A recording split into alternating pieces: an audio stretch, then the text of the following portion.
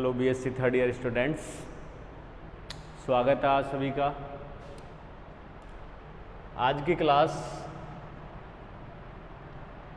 BSc third year में हम continuity में यहाँ पे जो आज पेपर ले रहे हैं वो हो गया हमारा पेपर थर्ड, जो टैक्सोनॉमी है।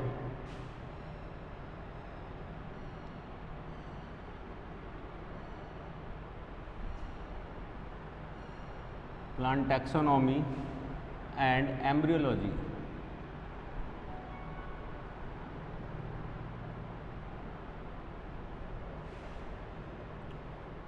एम्ब्रियोलॉजी हमारी कंटिन्यूटी में चल रही है और एम्ब्रियोलॉजी के लिए हमने यहाँ पे जो है एंजियोस्पर्म्स में मेल रिप्रोडक्टिव ऑर्गन मतलब माइक्रोस्पोरेंजियम एंड माइक्रोस्पोरोजेनेसिस प्लस जो पॉलन ग्रेन्स बने उनकी स्ट्रक्चर, अर्थात सिंपल वे में एंथर की स्ट्रक्चर और पॉलेंस की स्ट्रक्चर जो है वो हम यहाँ पे क्या कर गए, पढ़ चुके हैं। पॉलिनेशन अभी तक हमने नहीं पढ़ा, केवल पॉलन की स्ट्रक्चर को पढ़ा है। अब हमारा जो टॉपिक आ रहा है आज का हॉट टॉपिक आ जाता है मेगा।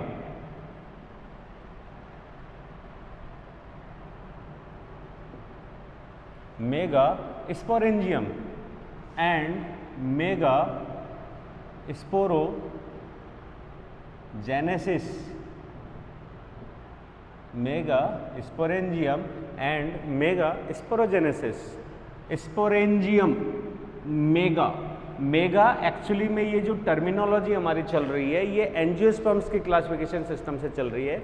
वहाँ पे हमने माइक्रोस्पोरोफिल जो नाम दिया वो हो गया मेल के लिए, और मेगा स्पोरोफिल,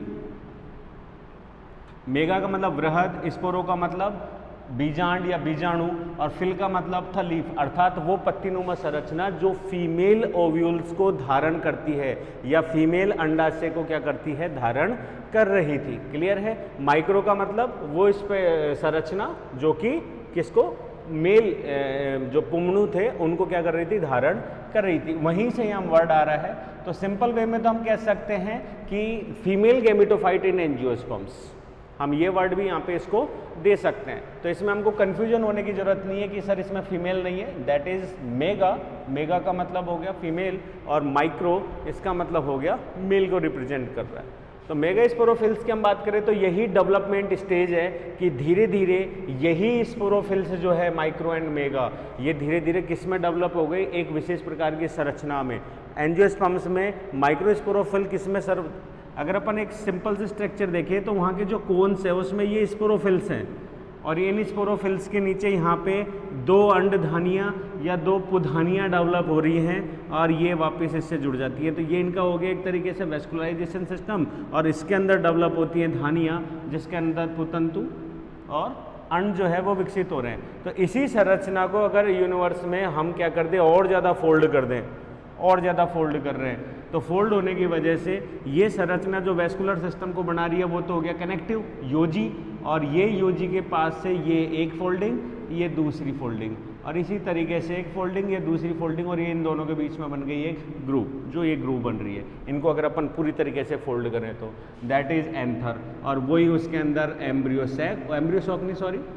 क्या बोलते हैं, स्पोरोसैक, और उस स्पोरोसैक के अंदर डेवलप होते हैं पॉलन ग्रेन्स, और बाहर की लेयर जो है एंडोथीशियम बोल दें या टेपिटम लेयर बोल दें। तो इस तरह की 4 लेयर से घिरी हुई है। वहीं अगर अपन बात कर रहे हैं किसकी, वहीं हम बात करें किसकी, मेगा की, तो मेगा के अंदर एक सिंपल वे में डेवलपमेंट हो रहा है इन ब्रायोफाइट के बाद टेरिडोफाइट, जो सेल्स हैं वो डेवलप हो रही हैं, और वो डेवलप होती है किसमें, नेक्स में। These are operculum cells, cover cells के रूप में वेंटर, और ये हो गया एग एपरेटस जिसके अंदर एग सेल्स और वेंटर कैनाल सेल्स के रूप में, और ये इनकी बाहर की जैकेट सेल्स हो जाती हैं। ये एक सिंपल वे में हम यहाँ पे पढ़ रहे थे। यही चीज़ डेवलपमेंट किस में आ रहा है, इसमें यहाँ पे आ रहा है। लेकिन अगर हम इसी संरचना की बात करें तो सेम ये कि यही संरचना किस में आ रही है, एंजियोस्पर्म्स में आ रही है। वही चीज़ हम यहाँ पे बात कर रहे हैं कि फीमेल गैमेटोफाइट इन एंजियोस्पर्म, तो एंजियोस्पर्म्स में अगर फीमेल गैमेटोफाइट की बात कर रहे हैं, गैमीट फाइट, गैमीट्स को धारण या गैमीट्स का निर्माण करने वाली कोशिका, तो उसको हम एंजियोस्पर्म्स में बोलते हैं गाइनो।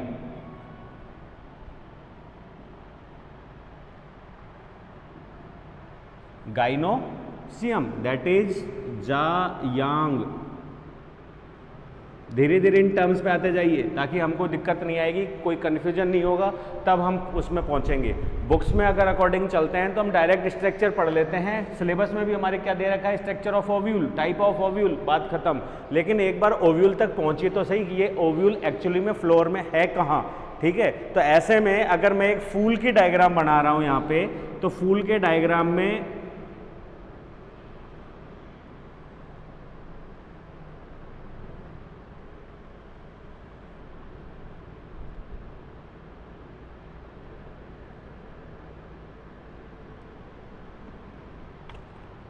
इस संरचना को ध्यान रखना, मैं मिटा रहा हूं।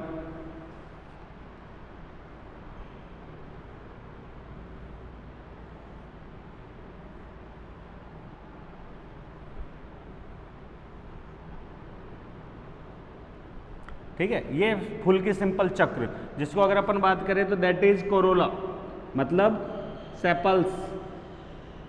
ये हो गया पेटल, दल, दल, ये हो गया बाह्य दल।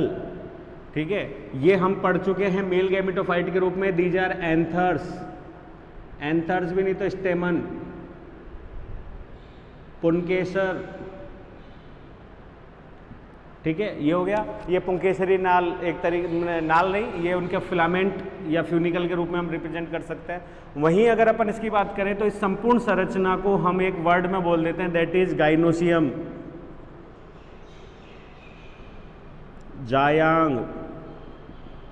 और इस जायांग की अगर आप शेप देखें तो वही टेरोफाइट्स और वही जिम्नोस्पर्म्स के समान है। क्लियर है, ये अपर्कुलम सेल्स हैं, एक्चुअली में ये ग्राही का काम करती हैं। और इसमें अंदर की तरफ ये जो संरचना है, ये कार्पल से मिलके बनी हुई संरचना होती है। ये कार्पल से मिलकर संरचना होती है। तो ये बेस का जो फूला हुआ मटके जैसी संरचना है, दैट इज ओवेरी, जो कि एक्चुअली में एम्ब्रियो को धारण करती है। शुरू में अंड को यही धारण करती है, निषेचन यही होगा। इसकी अगर अपन बात करें तो ये हो गया वर्तिका,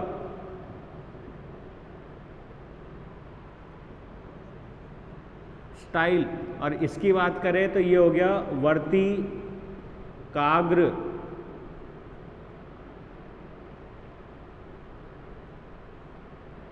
वर्तिकाग्र, दैट इज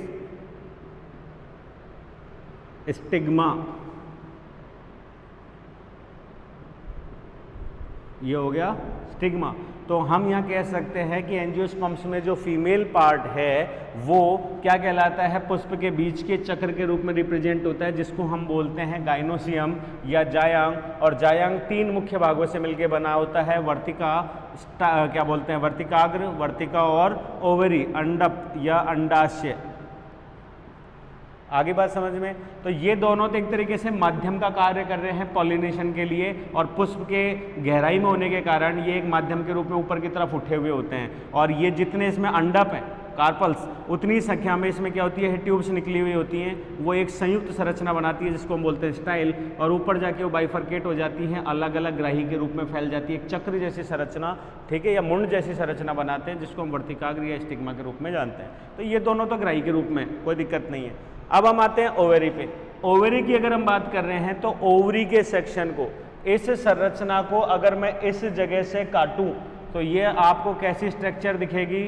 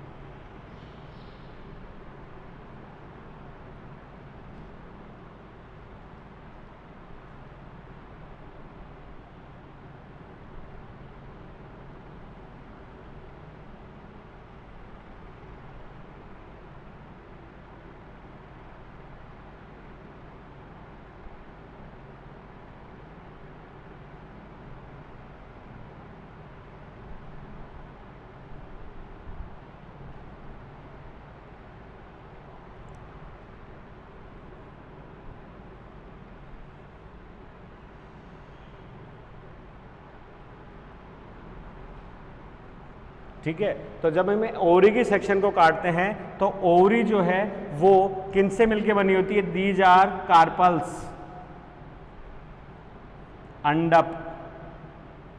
और ये जो अंदर के चैम्बर्स होते हैं ये असंख्या में अलेख होते हैं, जैसे कि 1 अंडप, 2, 3, 4, 5 तक इनकी संख्या जो है वो यहाँ पे पाई जाती है। तो हम इनको नाम दे सकते हैं एक अंडपी, द्विअंडपी, जैसे ये संरचना है त्रिअंडपी, ठीक है, ट्राई कार्पिलेट, ठीक है, टेट्रा और पेंटा, पंच अंडपी। जैसे मालवेसी की एग्जांपल है तो पंच अंडपी तक हमको ये जो है संरचना प्राप्त होती है, ठीक है। तो यहाँ की आज की क्लास के अंदर अभी तक इतना ही कि जो फीमेल गैमेटोफाइट है वो गायनोसोम के रूप में रिप्रेजेंट होती है, पुष्प के अंदर की तरफ है, 3 भागों से मिलकर बनी है, जिसमें मुख्य भाग जिसकी हम संरचना पढ़ रहे हैं वो ओवेरी। ओवेरी को अगर हम काटते हैं तो एक ओवेरी जो है वो अंडकों से मिलके बनी संरचना होते हैं, उनमें अंडकों की संख्या 1 या 1 से ज़्यादा तक होती है, ठीक है, एक चीज़।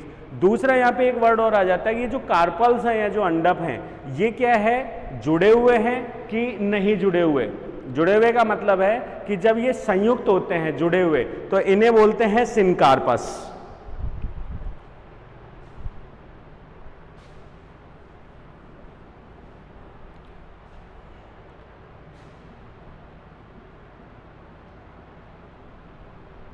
सिन का मतलब होता है संयुक्त, अंडपी, ठीक है, ये हो जाते हैं सिनकार्पस। सिनकार्पस का मतलब हो गया संयुक्त अंडपी, और ये आराम से क्या बोलते हैं, अधिकतर पादपों के अंदर संयुक्त अंडपी जो है वो पाया जाता है, क्योंकि ये इनके क्लासिफिकेशन का आधार भी है, जिसके आधार पे हम डाइकॉट्स को शुरू में ही सिनकार्पिलेटी और एपोकार्पिलेटी के रूप में क्या कर देते हैं? बदल देते हैं। दूसरा हो गया एपोकार्पस। एपोकार्पस की अगर अपन बात कर रहे हैं तो इसका मतलब हो गया वियुक्त अंडपी या स्वतंत्र अंडपी।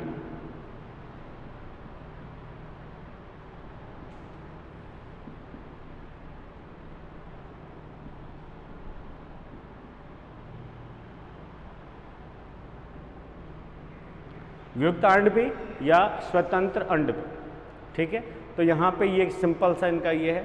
अब अगर अपन संरचना में आते हैं ओव्यूल, अंडप की संरचना की तरफ बढ़ते हैं।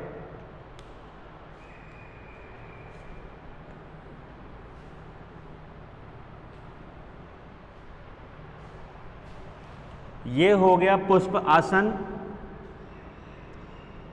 रिसेप्टिकल,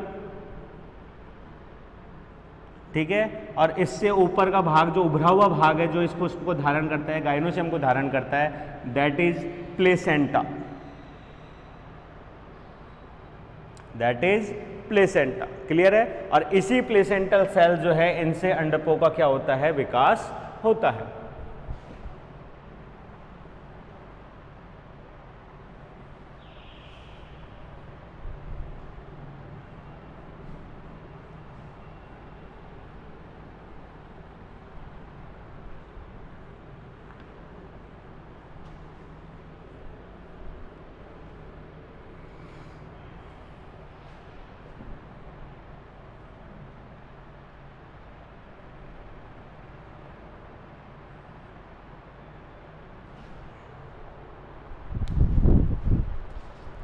तो अगर अपन ओव्यूल की स्ट्रक्चर की बात कर रहे हैं यहाँ पे, तो ओव्यूल की स्ट्रक्चर के लिए एक बार सिंपल डायग्राम बना लेते हैं, देन फिर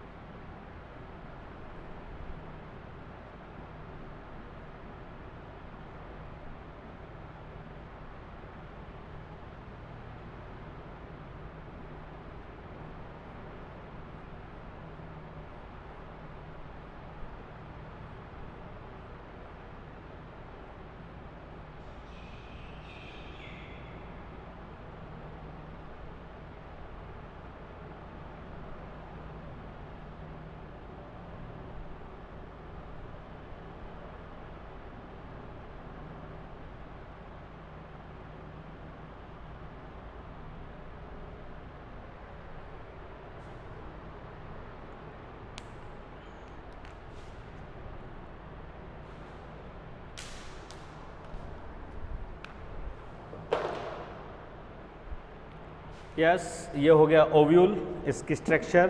तो यहाँ अगर अपन कहें तो जो पुष्प आसन हमने पढ़ा था उसके प्लेसेंटा से एक पतले फिलामेंट के माध्यम से ये क्या रहते हैं, जुड़े रहते हैं। ठीक है, तो ये जो फिलामेंट है इसे हम कहते हैं बीजाणु व्रंत, फ्यूनिकल।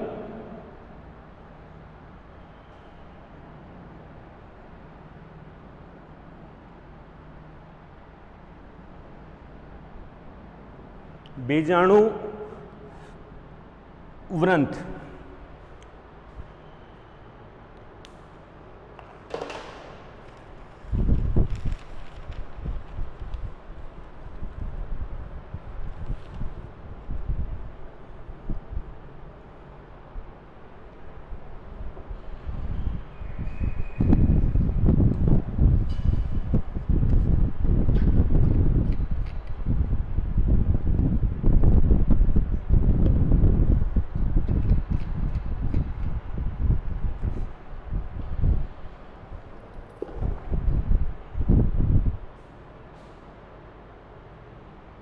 या बीजांड व्रंत।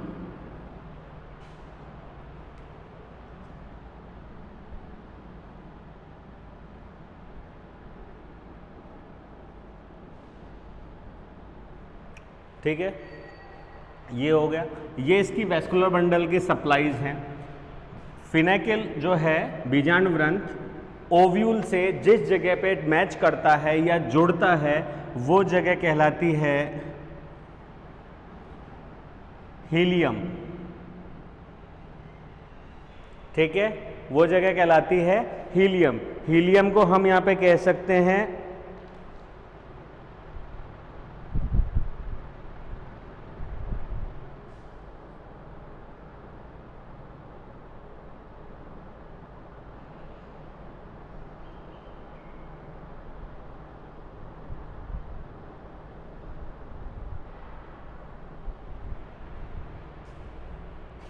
हिंदी अभी ध्यान नहीं आ रही है, अभी आएगी जब लिख देंगे यहाँ पे। ठीक है, हीलियम। हीलियम और जो फिलामेंट है वो अंदर जाके जहाँ सप्लाईज कंप्लीट करते हैं वहाँ कभी कभी हीलियम पार्ट जो है उभरा हुआ या फूला हुआ प्रतीत होता है, उसको हम बोलते हैं राफे।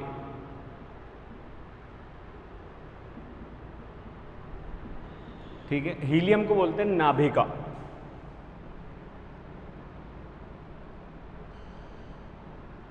हीलियम को हो गया नाभिका। ठीक है, अब इस पूरी संरचना की हम बात करें तो वह हिस्सा जहां से ये जुड़ा होता है या अंतिम छोर होता है और जहां से सप्लाईज देता है वो हिस्सा कहलाता है चलाजा।